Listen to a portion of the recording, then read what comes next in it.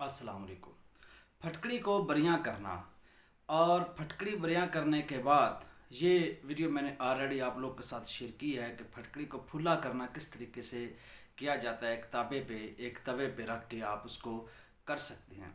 अच्छा, वो जो फटकड़ी फुला की हुई है उसका एक माशा और एक माशा उसमें शहद मिला लें।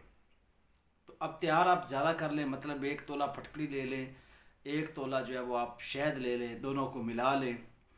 मिलाने के बाद इसमें से 2 माशा लेनी, यानी एक माशा आपका हो जाएगा फटकड़ी और एक माशा आपका हो जाएगा जो है वो क्या उसको बोलते हैं, शहद। दोनों की यानी गोलियां बना लें। ठीक है, तो ये एक अक्सीर है खांसी वालों के लिए।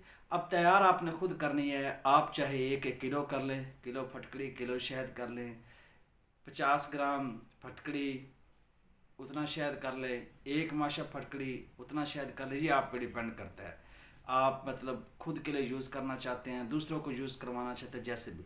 खांसी के लिए ये 5 से 7 टैबलेट्स इंतहा की हैं और बहुत ज़्यादा फ़ायदा मंद है। शहद प्लस फटकड़ी दोनों को मिला के जो टैबलेट्स जो गोलियां बनाएंगे, सुबह आपने इसको खिलानी है।